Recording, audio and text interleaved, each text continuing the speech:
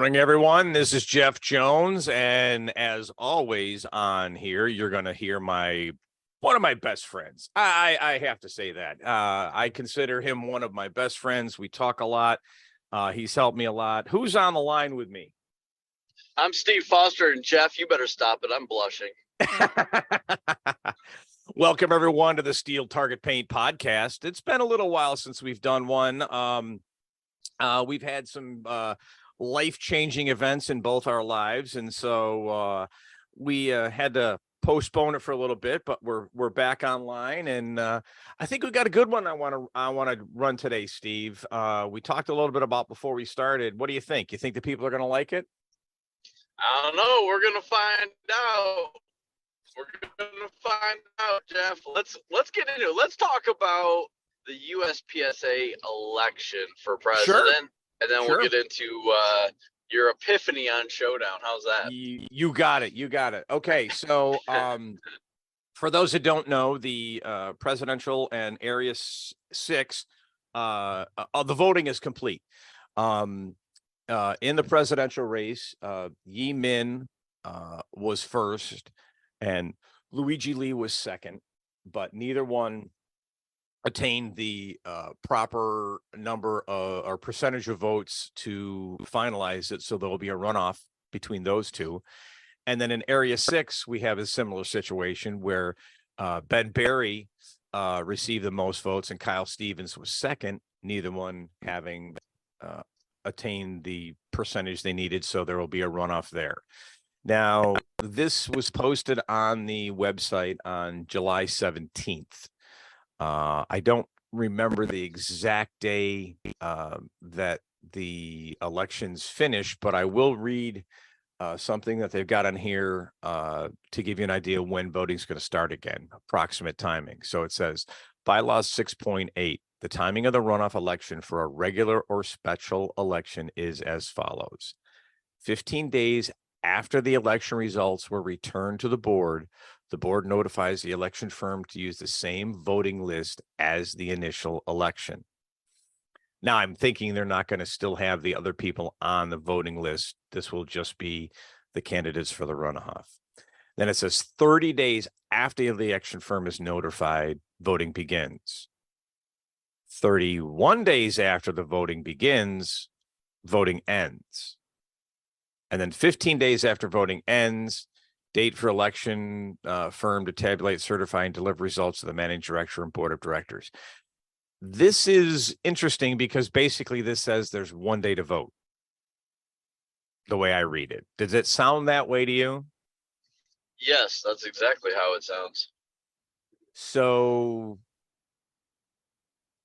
I read it wrong. 31 days after voting begins, voting ends. So there will be a 1 month voting period. Okay. That sounds that sounded better. Better. Yeah, that's right. So, that's right. Go ahead. Here's my thoughts on all of it. It is very interesting to go down through the candidates. Have the numbers up in front of me. I'm sure that you do. But Yi Min Lin was the former president that was, I don't know, how do we say that, was removed from office, asked to step down from office? Did he voluntarily remove himself from office? Anyway, exactly. It was one of those. I think he had, pick it off the Chinese menu. And then the second person was Luigi Lee, which I could talk a little bit about Luigi because I met him actually at a Steel Challenge match when I first started shooting competitively in 2016 down in Florida.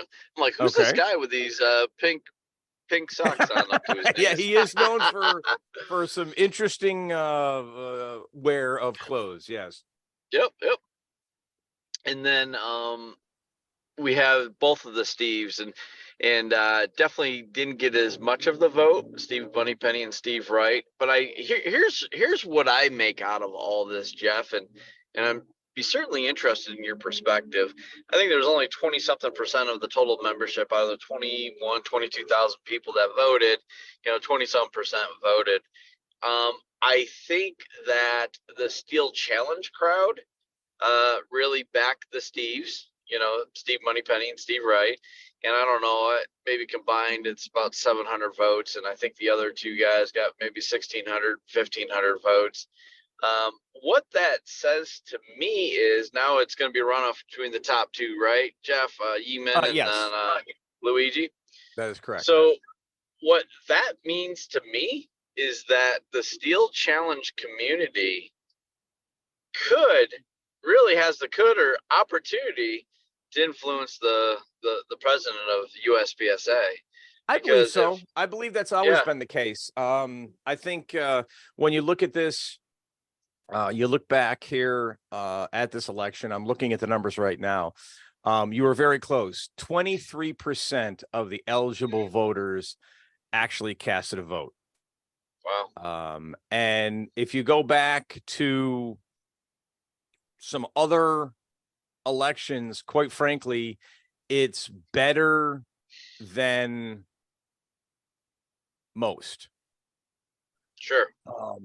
It edged out the 2022 presidential election by 1%. But if we go back to the 2019 presidential election, 26% voted there. We go back a little further, 2015 presidential election, 24% voted there. It is, when you look back at the numbers, it's appalling that people aren't voting. And when you look at the number of people that are in the Steel Challenge community, there's 7,000, maybe, if you were to look at the entire membership. So, I think there's about 30,000 members worldwide for the entire organization. I think about, I don't know, my numbers could be off. These are from a couple of years ago when we talked with Mike about it. But the point is, when you look at the number of votes cast for Yeeman Lin at 1,683 and the number for Luigi Lee at 1,520, that's about 3,200 votes. That's less than all the Steel Challenge shooters. Yep. And so, but it's still, I think a lot of people either don't know, don't care, just want to shoot local club matches, not interested in what happens on the bigger scene. And while that is their right, I think it's the wrong way to look at it, because the president does guide the organization, even with the changes that are made. They still do guide the organization. And so it's, and they're part of the board. They're a voting member of the board. So it is important, as is the Area 6 director. I think, again, looking at that, 25% of Area 6 people voted. 38% ended up voting for Ben Berry, 35% for Kyle, and 27% for Matt Hopkins. Still 25% people. And again, when you look at what an area director does, again, they're a voting member on the board. They are helping guide the organization. And this is your chance to choose. And I don't know here's what I would say about this election, or this cycle with the two positions.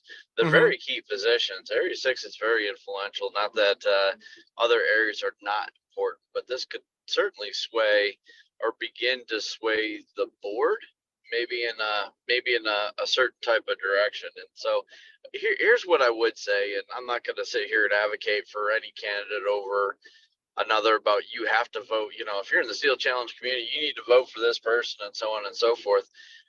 What I would say, though, that outside of our podcast, and Jeff and I have chosen to stay out of the political forum, so to speak. Yep. We both, so everyone understands, both Steve and I off camera have our very strong opinions on who to vote for, but we both believe that as listeners of this podcast, you need to make your own decision. Yep.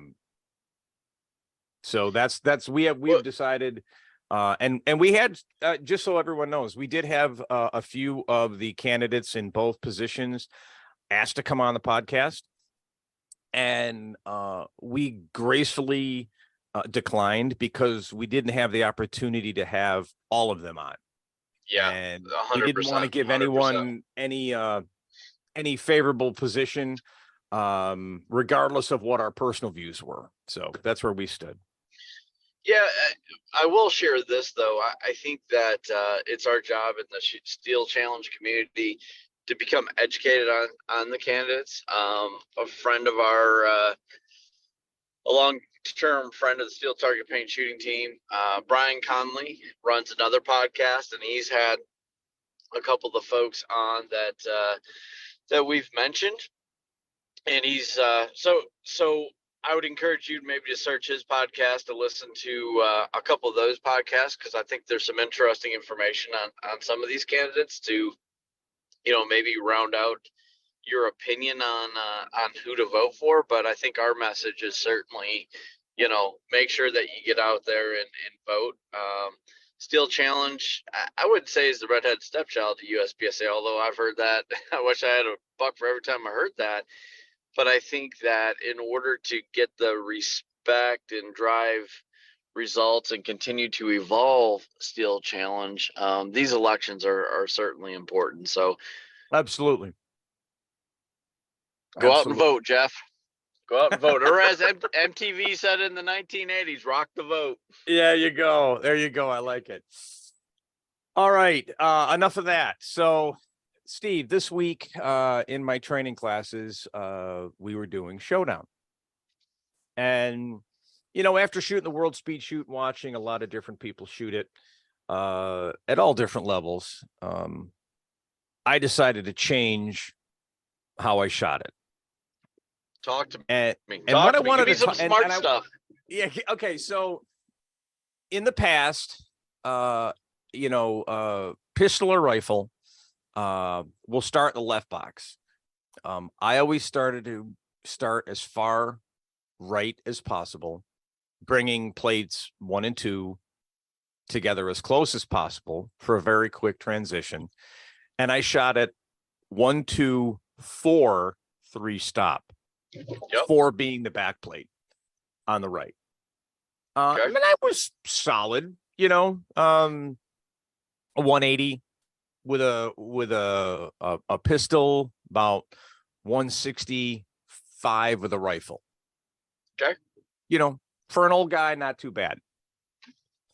So, but I was watching a lot of people shoot it at the World Speed Shoot, and they went in a 1, 2, 3, 4 pattern. Sure.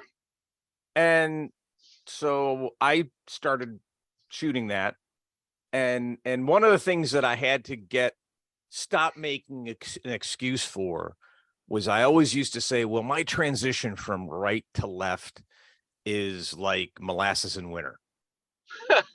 Yeah, and that's definitely the stage you have to do that. Outside of speed options, that's definitely the stage you have to shoot from the right side of the box, right? From absolutely, right, you're gonna, you're unless you're gonna do some crazy across, drawing on the plates across the center line, you're still gonna have to make a right to left transition. And quite frankly, in every stage, except for maybe 5 to go, you're gonna have to do some sort of right to left transition, even if it's just a 1 plate. Let me share something with you as a Steel Challenge historian. Is at some point back in, I think it was, you may know this better than me, maybe 14 or 15, Steel Challenge lost its way. Let me wait. If you're thinking what I'm thinking, it's actually as late as 17, but let me hear what you're going to say. So I think that's when we changed it back. But anyway, They went to one start position Yep. For Showdown, so the cone was in the No, middle not of the one start, boxes. one low ready. Yep, that's exactly right. And so you had to point at a cone in the middle, and then from the right box, I actually shot it left to right because it was quicker. It's not surprising, and you're just bringing the gun straight up into your cheek.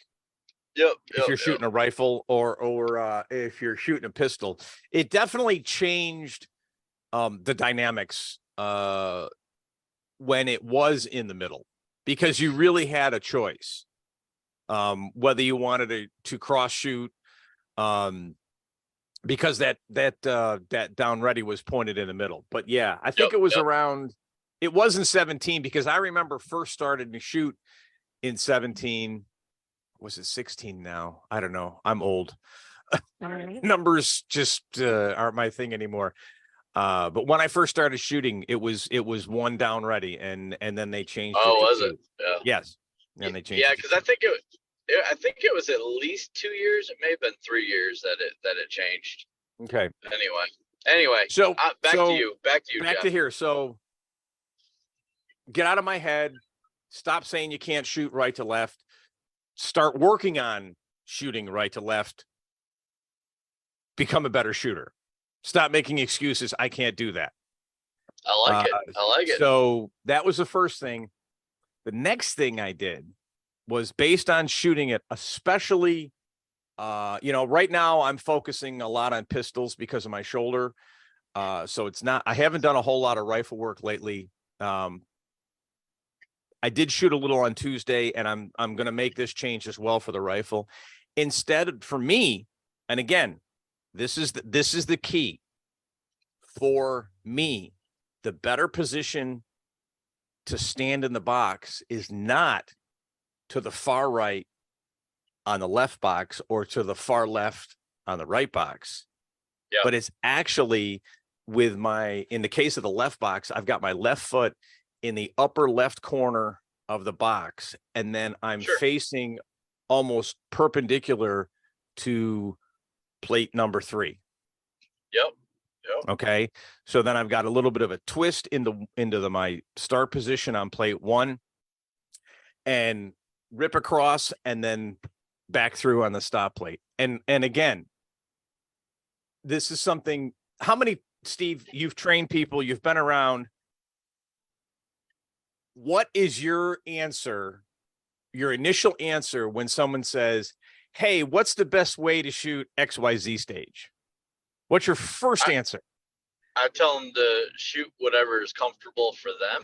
Yeah. And then, I always talk about, keep an open mind. And I had this conversation as recently as last night, a matter of fact, where somebody that I've been working with has had a tough time shooting a particular stage, one of the fast stages. And the feedback that I gave them is try something different, because obviously there's something, I call it a hitch in your giddy up, where there's something going on mentally that you just can't break it. So you're trying to battle between your conscious and subconscious, and it just gets all wonky. Change the order up, even if it's for a short-term practice. And that allows you what I've seen is it allows people to reset and to focus a little bit more on what they're doing, be a little bit intentional. It typically starts off to be just a tad slower than what they have done. And then they get into a groove, and then we flip it back to what they were doing and prove that they can shoot it okay. So, but I love it. You got to be comfortable. You got to be comfortable. I call that, in my training sessions, I call that a palate cleaner, like in a 7-course meal. Okay. It's like the sorbet. Okay. And I actually was doing this on 5 to Go. I had somebody, they just could not hit plate 4 to save their life in practice. I'm like, okay, draw on plate 4. Of course, they looked at me like I had 5 heads. I said, shoot it backwards. They're like, okay. So what are they doing now? Now they're being very deliberate. They're not trying to go fast. And they were 3/4 of a second slower than their PB. but they hit everything. Play for every time, right? They hit everything, right? Yeah. I said, and then so I run my my training sessions on a weekly basis with whoever's there. You get up, you shoot somewhere between 5 and 7 strings, and the next person gets up, and we go through that 4 times. So the next time the person got up, I said, okay, back to normal.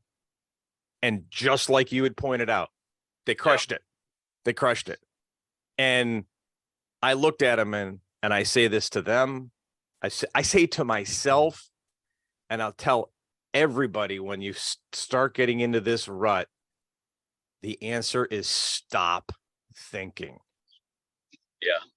You got to let your subconscious take over. But here's the other point that I have about 5 to go, and I think I've made it before, but it was really apparent since I've been doing a little bit more dry firing, is plate number 4 on 5 to go is one of the smallest plates in all steel challenge visually. Absolutely.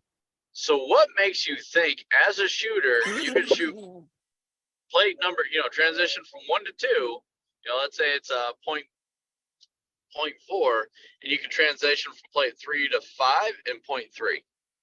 It's plate 2 and 4. When you stand next time you're out range, go out and look at it. Plate 4 is almost visually half the size of plate 2. So why do you think you could shoot that faster? It's not called accelerator. It's 5 to go. You know what I mean? Oh Steve, I've said the same thing. I mean, it sounds like our I could be in your training session. I could just record what I say and you could just replay it, and I could do the same thing because it's the exact same thing. And then you watch somebody. Do you have this happen?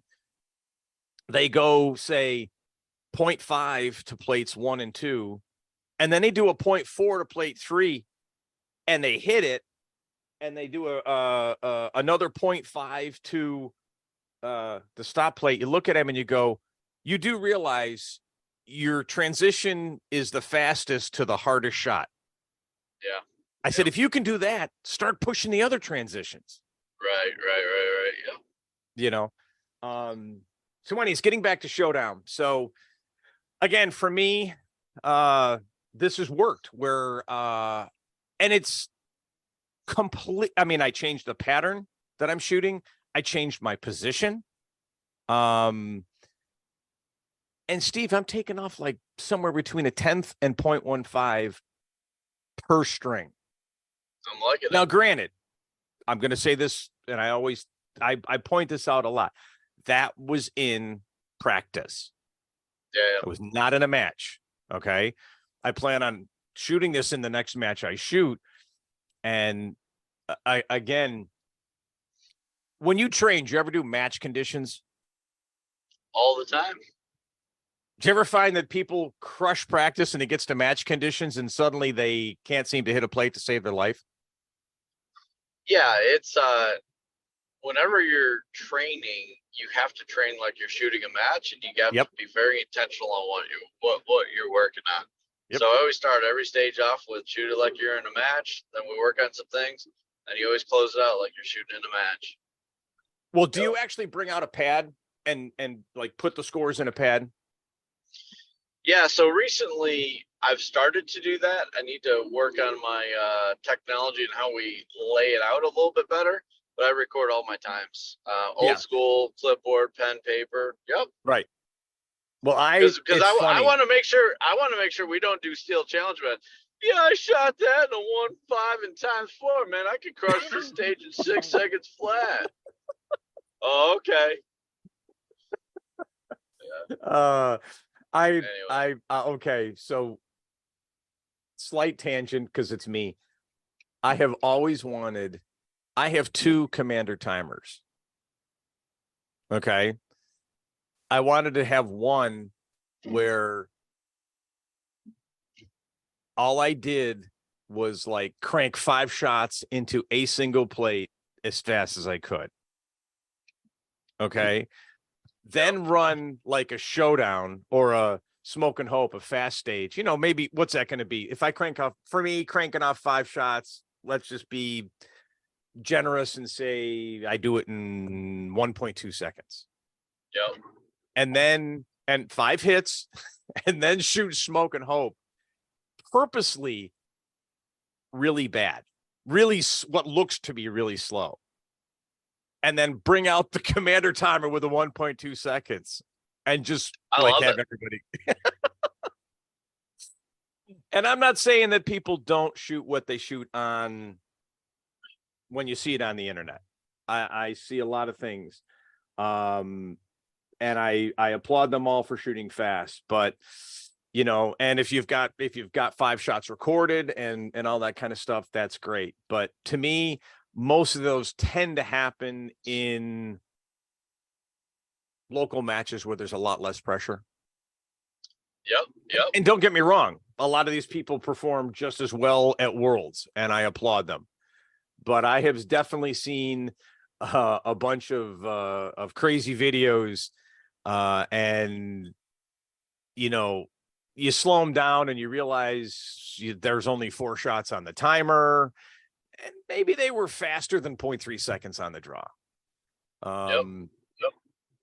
It's just the challenge of our game in that, you've got to have the integrity. And, for me, it's funny too, because I see a lot of this in a lot of different sports.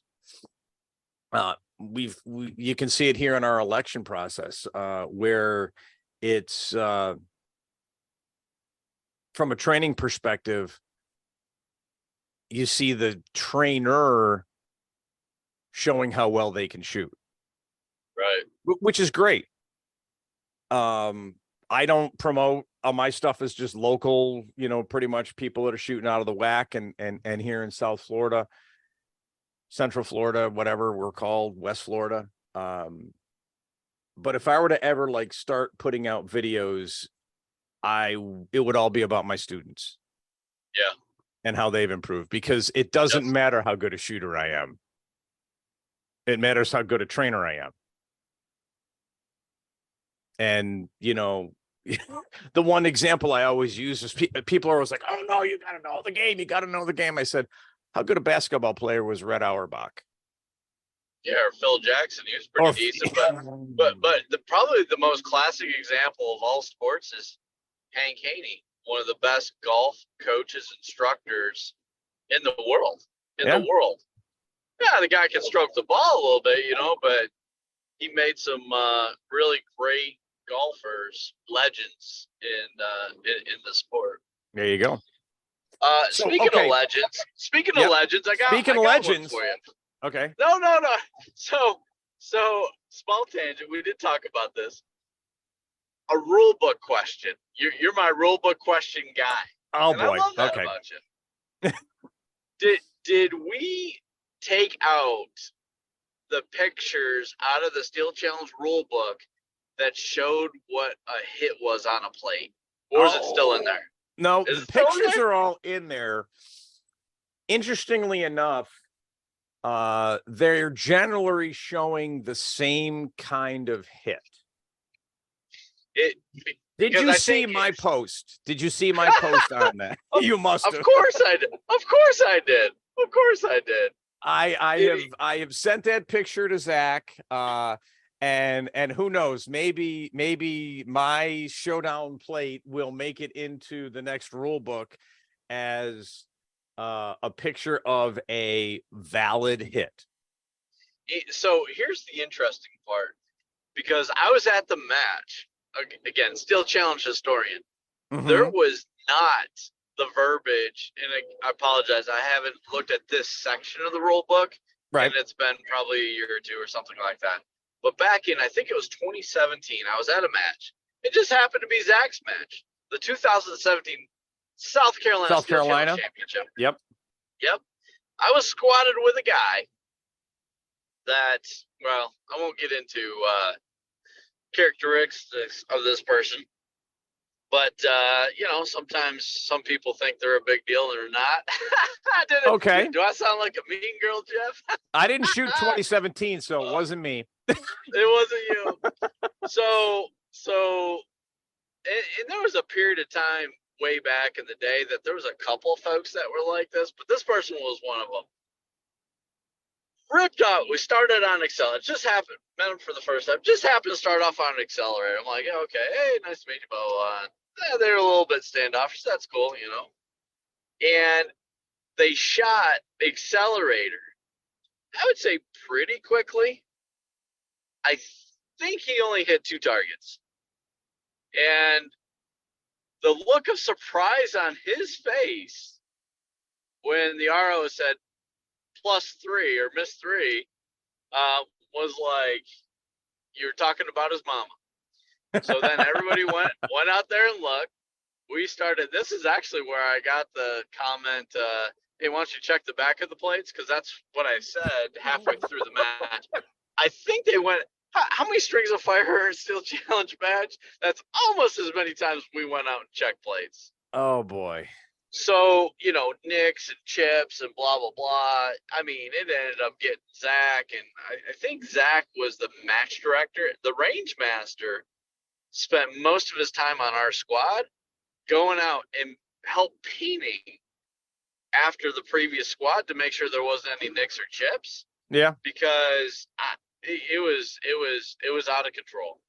So that's the history around an edge hit, or what's considered a hit, to have the bullet break the front plane of the plate.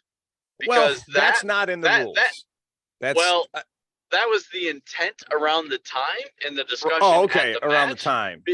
Yeah, because what happened was, I think, you know, look, you can get through an 8-stage. Well, this was a 6-stage match. So, like, 3 hours, 3.5 if you're slow. I think our squad took close to 5 because we stopped so much to check plates. And it got downright uncomfortable. And still, they weren't even close to the top couple. So it's like, what are we doing here anyway?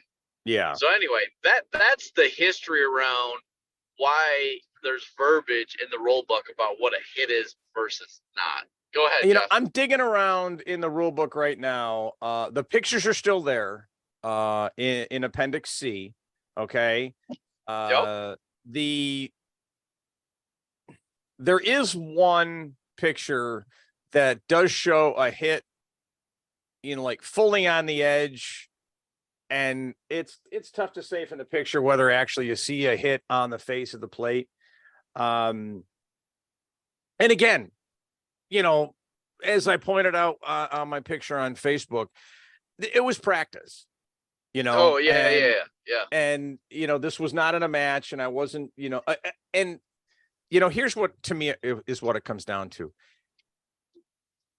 If you think you truly hit the plate, you should go look. Yep, agreed. Okay. If you're taking a hit that's not a hit, that is a paint chip, that is, you know, I mean, I know for me, it happened at Worlds. As we're walking down, I think it was Showdown, in fact, and I think it was plate 3. You know, I said, if there's a hit, it's going to be on the left side of the plate. And the RO went down and looked all around the plate and couldn't find anything. But had there been a hit on the right side of the plate, I literally would have said that's not my hit. Yeah, I agree. I knew where the dot was when I broke the shot. Yep. You know, and again, it just comes down to each shooter's integrity, in my opinion. Yep. You know, if you take a hit that you didn't shoot, you don't deserve to take that hit, and you're only hurting yourself. Yeah. In the rule book, Jeff, does it say that the mark has to span the width or the entire width of the plate or not? It doesn't. It doesn't. I'm actually looking here, searching for the word edge, and what it does have here is 9.4. It says misses stop plate. It says, if the stop plate is not hit, the score for that string is 30 seconds. It is a competitor's responsibility to stop the time by hitting the stop plate with a clear hit on the edge or face of the plate.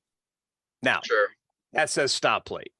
Then you've got the word edge in Appendix C for edge hits. And that's it also talks about here the word edges in plate painting, where it just says care should be taken to paint the edges. But here's the perfect one. In 9.3, misses on standard plates. 9.3.2. If the bullet has left a mark on the edge or face of the plate, it will be scored as a hit. So there's the answer. Okay. Doesn't say it has to be fully on the edge or it has to break the face of the plate. It just says a clear mark on the edge. So I am pretty sure at one time it did. It may have looked at it. It may have. I don't ago. know if they have historical records of the rule books, but it would be interesting just to go back and look at that because, again, the rule book evolves over time. You know, we talked about how Showdown, start positions changed. If you go back years ago, there's a reason why speed option is called speed option. Because one of the plates was optional. Yep. Everybody took it, but it was optional. So, and again, and I alluded to it as I read this, but why it's called, well, I mean, it makes sense why it's called the stop plate. But when the game first started, the stop plate was actually tied to the timer. And time stopped when it was hit. Yep. And I don't know the exact story, but that changed. And of course, now we just go, time on shots, which is interesting because, if you came into the stop plate and cranked off 2 shots really quick and the first shot hit, that stopped the time. Yeah.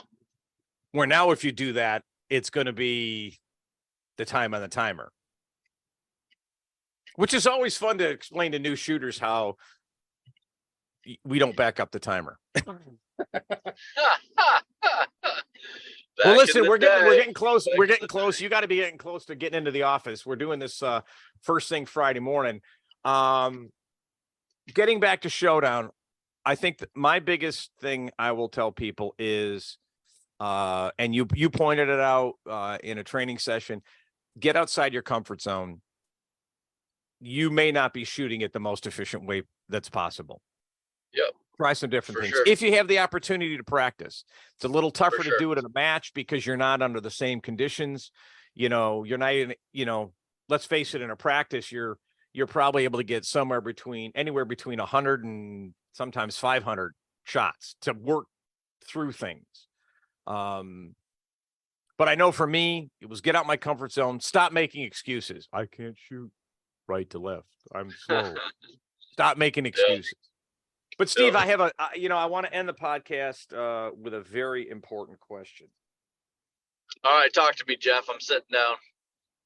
Where's my grip?